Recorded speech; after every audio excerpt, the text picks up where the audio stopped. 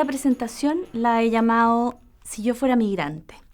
¿Y por qué? Porque quiero hacerles esa invitación a que nos pongamos en el lugar del otro, a que pensemos qué pasaría, cuáles son las consecuencias de ser un migrante. Y lo primero con lo que me parece importante partir es señalar que la migración es hoy día un fenómeno global. De acuerdo a las últimas cifras, más de 258 millones de personas están hoy día migrando en el mundo. Esto significa un aumento de un 49% respecto del total de personas que migraban hace solo 10 años, un aumento exponencial. Y significa que mientras estoy yo hablándoles a ustedes, hay millones de personas en el mundo escapando de sus países, moviéndose, desplazándose de manera más o menos forzada. Hay cientos de venezolanos que en este minuto están tratando de cruzar la frontera a Paracaíma o a Cúcuta para poder salir de la situación grave que vive Venezuela. Hay muchos nicaragüenses que están tratando de salir de Managua, dada la crisis política que se vive en ese país. Hay muchos sirios que en este minuto están tratando de llegar a alguno de los campos de refugiados en Zatari o en Lesbos, en Grecia. Y así hay muchos colombianos, peruanos, argentinos, ecuatorianos que se están moviendo dentro del continente y muchos de ellos ven a Chile como una alternativa para poder buscar mejores condiciones de vida. Lo segundo importante es qué ha hecho la comunidad internacional frente a esta situación. Hay algunos que creen que frente a la migración lo que se debe hacer es construir muros. Y entonces tenemos al presidente Trump, por ejemplo, que decidió unir el muro, terminar el muro que separa México con Estados Unidos, un muro de más de 2.500 kilómetros de largo y de 6 metros de altura, con un costo altísimo para el país. ¿Y qué es lo que ocurre? Que más de 14 millones de personas viven en este minuto indocumentadas en Estados Unidos. O el presidente húngaro, que decidió poner alambres de púa para poder separar la frontera e impedir que la gente cruzara. ¿Y qué hicieron las personas? Pasaron por arriba o por debajo de estos alambres de púa. O el acuerdo que hizo la Unión Europea con Turquía para que todas las personas que llegaran hasta Croacia fueran derivadas hasta Turquía y las mantuvieran ahí, en una política que podríamos denominar ojos que no ven, corazón que no siente. ¿Y qué hicieron las personas? Se han subido en frágiles botes para tratar de cruzar el Mediterráneo y llegar a las costas de Europa, muchos de ellos literalmente arriesgando su vida y ahogándose en el camino. Desde la caída del muro de Berlín, más de 64 países han construido muros. Y tal como lo sostienen los organismos internacionales más importantes en la materia, la construcción de muros visibles o invisibles no va a impedir jamás la migración, la movilización de las personas cuando lo que buscan efectivamente es un lugar más seguro para vivir y mejores condiciones de vida. Veamos ahora la migración en Chile. ¿Qué datos manejamos? ¿Y cómo nos comparamos respecto al resto? Pensemos que el promedio de la tasa de inmigrantes que tienen los países de la OCDE es de un 10%, que Estados Unidos tiene un 13,5%. Y de acuerdo a las últimas cifras entregadas por la autoridad, en Chile tenemos un 7% de migrantes. Efectivamente, los primeros años en que recibimos flujos migratorios, la tasa se duplicaba cada 10 años. Esa era la tasa de crecimiento a la que veníamos y en los últimos 5 años esta tasa se ha incrementado o este aumento ha sido muchísimo mayor. Pero todavía tenemos una tasa de un 7% y no podemos olvidarnos que somos un país miembro de la OCDE, es decir, un país atractivo además para la migración. ¿Y de dónde vienen nuestros migrantes? Bueno, de Venezuela, principalmente hoy día en un 23%, luego le sigue Perú, que ha sido la migración tradicional, Haití, Colombia, Bolivia y Argentina. ¿Y dónde se instalan? Principalmente en el norte del país, dado el desarrollo económico y la posibilidad de trabajar en el sector minero o en servicios asociados y, por supuesto, en la región metropolitana. ¿Y a qué se dedican nuestros migrantes?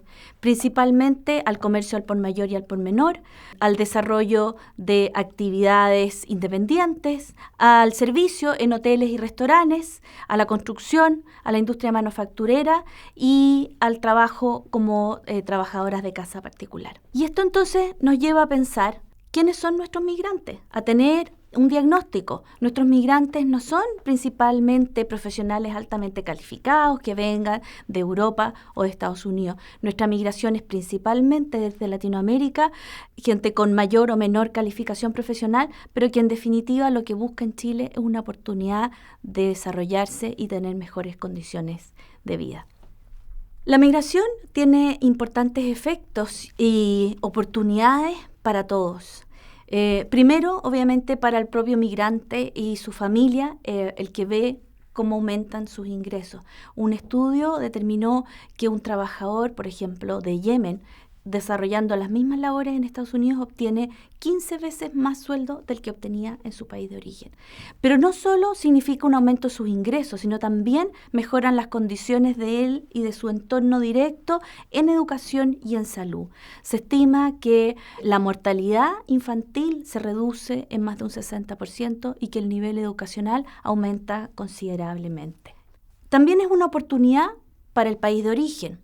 El envío de remesas significa efectivamente un ingreso, un flujo permanente y constante para esos países pobres desde los cuales las personas migran. Se estima actualmente que más de 500.000 millones de pesos se movilizan anualmente en remesas desde los países más ricos hacia los países más pobres.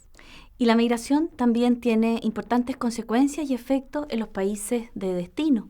La primera evidencia está en el aumento del PIB, así lo acaba de señalar el Banco Central, que estimó un crecimiento del PIB que tiene como origen directo el aumento de la migración que ha experimentado Chile en el último tiempo.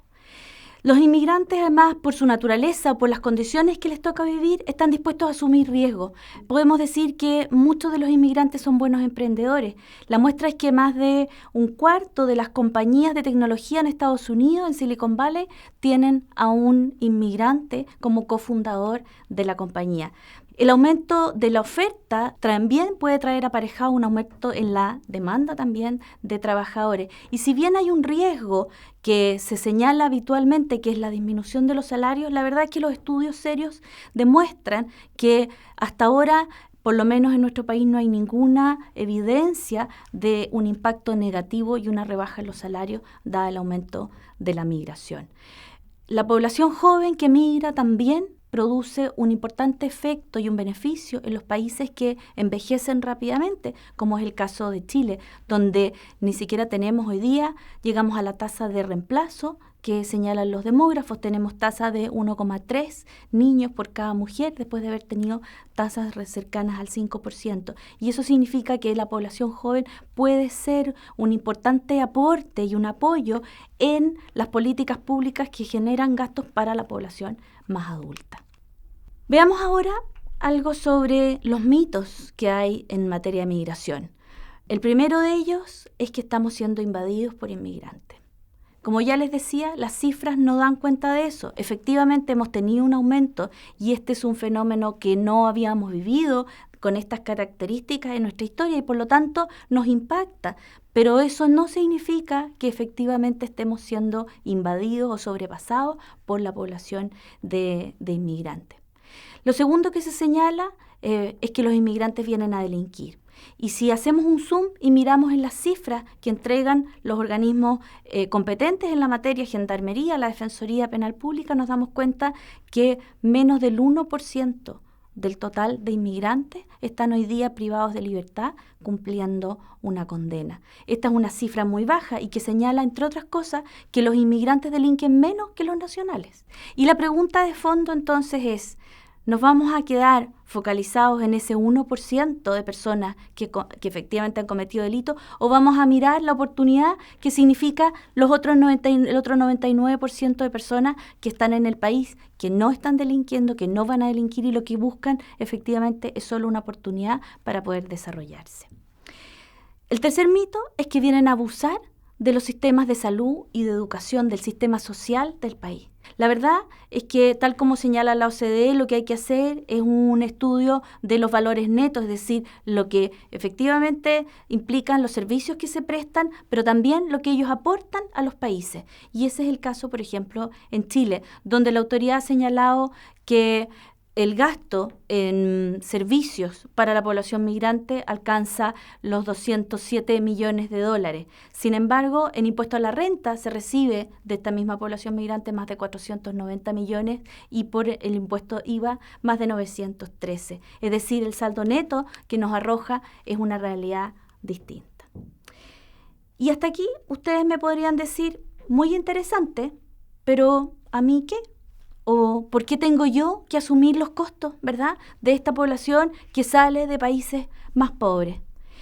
Y bueno, la respuesta es porque tenemos una responsabilidad con la humanidad, porque finalmente somos todos seres humanos y como seres humanos somos iguales y tenemos derechos que se llaman derechos fundamentales y esos derechos no están asociados a una nacionalidad, no están asociados a un contrato de trabajo, ni están asociados a la condición migratoria en la que yo me encuentre.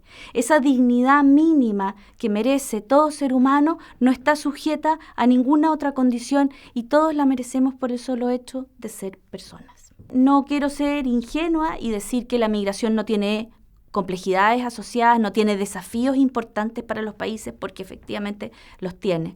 Solo quisiera decirles algunas cosas que me parecen importantes.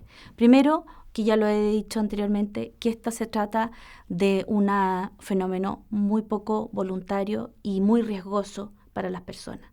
Que el ser Chile una economía desarrollada la pone en la esfera de los países a los cuales los inmigrantes buscan emigrar en busca de mejores condiciones.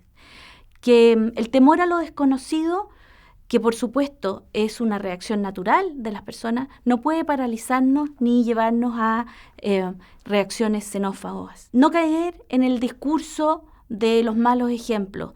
Ese es un discurso fácil y por supuesto que vamos a encontrar muchos malos ejemplos, pero la mayoría, la gran parte de las personas que migran no están dentro de esos grupos de los malos ejemplos. Y tenemos que ser capaces de mirar aquí más que un temor, una oportunidad. Finalmente, solo quisiera decirles que creo que potencialmente todos somos migrantes, solo que algunos cruzan fronteras.